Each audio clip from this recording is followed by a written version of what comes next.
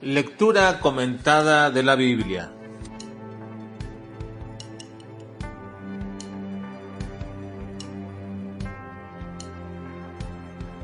Romanos capítulo 4 al capítulo 6. La doctrina, la justificación, el amor de Dios, la dádiva de Dios. Uno de los errores más comunes y muy grandes en este tiempo es la poca atención al aspecto doctrinal de la enseñanza dentro de la iglesia. Algunos que han estudiado este fenómeno le han llamado un analfabetismo doctrinal y cunde en la mayoría de las iglesias actuales, debido al pensamiento de aquellos que predican y enseñan en estas iglesias de que la teología o la doctrina provocará un cierto tipo de egocentrismo teológico o cristianos polémicos, y ciertamente se puede correr ese riesgo cuando las motivaciones de quienes enseñan apuntan a esa parte. Pero si el propósito de una enseñanza, por más profunda que ésta sea, es motivar al creyente a un conocimiento verdadero de Dios a fin de poder amarlo, entonces el fruto se verá en la vida de esos cristianos dentro de la iglesia.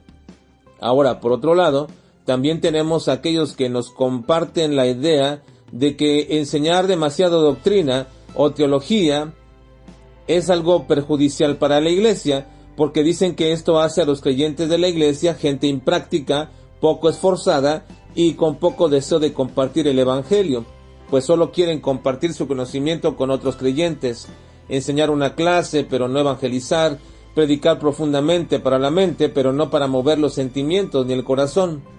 Pueden existir esos riesgos, pero no por dichas probabilidades eximiremos a nuestra iglesia del alimento sólido que le hará entender las verdades sencillas del evangelio, pero también aquellas que han de fortalecer su vida en medio de la duda y de las circunstancias más difíciles de su vida.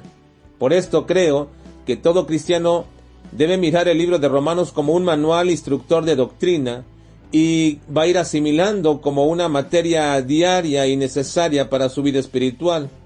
Así que el apóstol aborda ahora 3 doctrinas básicas del cristianismo. Primero, la justificación del creyente mediante la fe. Dios hace un acto de misericordia incomprensible porque dice Pablo que en el caso de Abraham, que es nuestro precursor en cuanto a la fe, Dios le atribuye justicia sin obras. Esta declaración parece muy entendible para nosotros hoy en este momento, que entendemos el concepto por estar inmersos en la doctrina. Pero si comprendemos que el hombre, para recibir justicia humana, debió haber obrado en tal dirección, entonces entendemos que se debe tomar como un acto de pura gracia y de misericordia que Dios le atribuya justicia a un hombre sin contar con dichas obras, y solo por un acto que no puede contarse por obra, la fe. La razón es que si alguien obra con justicia, entonces ya no recibiría gracia, sino un pago por ello, y Dios no sería glorificado en la aplicación de su justicia.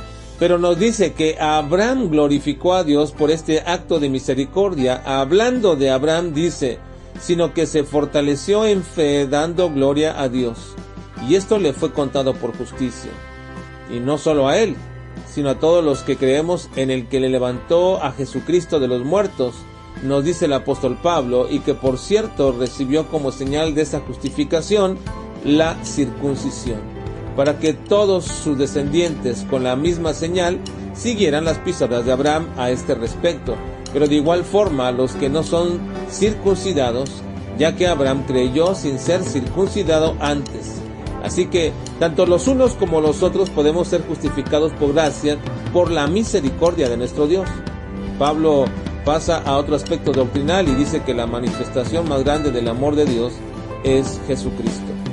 Ciertamente los receptores de ese amor son los hombres, pero no debemos pensar que Dios es amor porque solamente lo manifiestan los hombres, sino que Él es amor y esa es su perfección, y así nos da un destello de eso en Jesucristo, pero suficiente para que el hombre pecador reciba la más grande y maravillosa muestra de amor, y cuanto más abunda el pecado, más grande es esa manifestación de amor. Así es como se podría también definir la gracia de Dios de manera inmerecida para los hombres, que por la transgresión de Adán fueron constituidos pecadores, y por tanto la muerte reinó desde Adán, pero con el don de Jesucristo Pablo dice que no sucede lo mismo, porque no se obtiene de manera automática a todos los hombres la salvación cuando Cristo murió, pues deben recibir esa gracia. Y dice Pablo, pues si por la transgresión de uno solo reinó la muerte, mucho más reinará en la vida por uno solo, Jesucristo, los que reciben la abundancia de la gracia y el don de la justicia. El contraste entre Adán, el primer hombre en la tierra, y Jesucristo, llamado también el segundo Adán, es muy marcado. El primero nos introdujo al pecado, a la muerte y a la condenación. Pero Jesucristo, como segundo Adán, nos da vida, nos limpia de pecado y nos salva de la condenación. El primero es cabeza de todos los hombres. El segundo es cabeza de los redimidos, de una nueva creación en Dios. Y ahora el apóstol pasa a mostrarnos cómo es que en Jesucristo nos trae una nueva condición y nos hace receptores de la dádiva de Dios, de una vida eterna y por lo tanto nueva. Suponer que somos receptores de una vida eterna, que solo la podemos vivir en el futuro y que ahora nuestra vida sigue siendo igual, viviendo bajo el yugo y el gusto del pecado, no es haber entendido ni recibido esa gracia que es en Jesucristo.